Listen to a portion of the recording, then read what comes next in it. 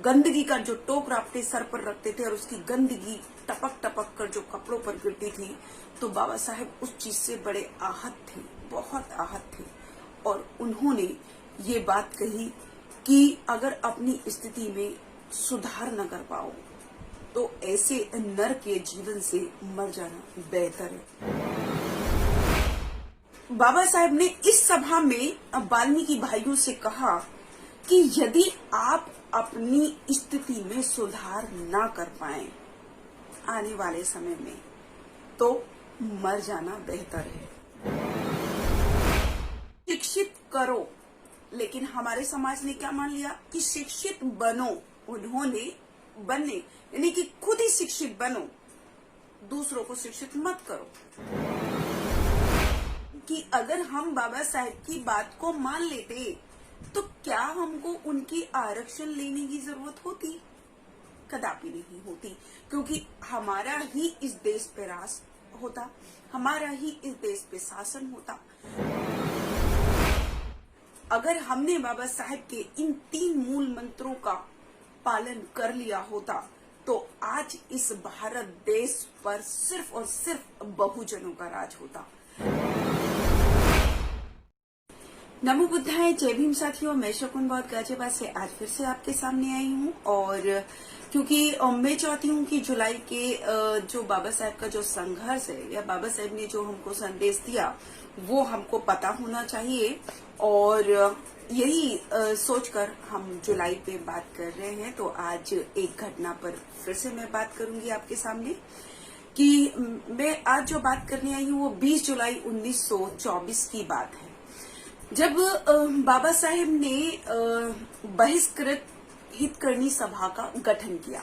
जब बाबा साहेब ने उसका गठन किया तो उन्होंने एक बड़ी सभा को संबोधित किया, और संबोधित किया तो उसमें बहुत सारे वाल्मीकि भाई भी शामिल थे। तो बाबा साहेब ने सबसे पहली बार जो अपने 3 मूल मंत्र जो उन्होंने हमको दिए कि एजुकेट, एजिटेट और ऑर्गेनाइज, तो ये मतलब शिक्षित करो, संगठित करो, संघर्ष करो। ये जो 3 जो मूल मंत्र जिनका हमारे जीवन में बहुत ही महत्व है, वो बाबा साहब ने पहली बार जो बोला था वो 20 जुलाई 1924 में बोला। और 1942 में ये मूल मंत्र जो है एक कोटेशन के रूप में बाबा साहब का ये एक संदेश बन गया हम सबके लिए, और लिखित रूप में ये हम सबके सामने 1942 में आ गया। लेकिन पहली बार जब बोला तो वो 20 जुलाई को बोला था। अब इस मूल मंत्र का कितना महत्व है हमारे जीवन में, और अगर हमने इस बात को मान लिया होता उनकी, तो हम लोग कहां से कहां होते। अगर हमने बाबा साहब के इन 3 मूल मंत्रों का पालन कर लिया होता तो आज इस भारत देश पर सिर्फ और सिर्फ बहुजनों का राज होता। आज इस भारत देश में जो बहुजनों पे जो इतनी वारदातें, जो इतनी घटनाएं उनके साथ जो हो रही है, जो इतना अत्याचार उनके साथ हो रहा है, जो इतना शोषण उनके साथ हो रहा है, वो नहीं हो रहा होता अगर हमने बाबा साहब की इन 3 बातों को मान लिया होता। लेकिन हम तो हम ही हैं, तो हमने तो किसी बात को बाबा साहब की को माना नहीं, उनकी किसी नसीहत को हमने नहीं माना, और बाबा साहब के जो आरक्षण को बहुत हर कोई लेकर बैठा हुआ है। लेकिन मैं ये कहती हूँ कि अगर हम बाबा साहब की बात को मान लेते तो क्या हमको उनकी आरक्षण लेने की जरूरत होती? कदापि नहीं होती, क्योंकि हमारा ही इस देश पे राज होता, हमारा ही इस देश पे शासन होता। तो बाबा साहब ने जब ये सभा को संबोधित किया तो उन्होंने कहा कि शिक्षित करो, लेकिन हमारे समाज ने क्या मान लिया कि शिक्षित बनो। उन्होंने बनने यानी कि खुद ही शिक्षित बनो, दूसरों को शिक्षित मत करो। क्या जरूरत है दूसरों को करने की? हमारा भला होना चाहिए बस। हमने इस फॉर्मूले पे काम किया कि सिर्फ हमारा भला होना चाहिए, पड़ोसी का होता है तो नहीं होना चाहिए। तो पड़ोसी, क्योंकि हम लोगों को जो है गुलाम जो बनाकर रखा, हमारी बुद्धि को जो अभी भी गुलाम बनाकर जो रखा है, बाबा साहब ने वही कहा था कि अपनी बुद्धि को, अपने विवेक को जागरूक रखो। आप उस बात को मानो जो सही हो, जो तथ्यों के आधार पर सही हो, ये तथागत बुद्ध ने भी कहा, लेकिन हमने उस बात को नहीं माना। मैं आपको ये कहना चाहती हूँ कि बाबा साहब ने इस सभा में वाल्मीकि भाइयों से कहा कि यदि आप अपनी स्थिति में सुधार ना कर पाए आने वाले समय में, तो मर जाना बेहतर है।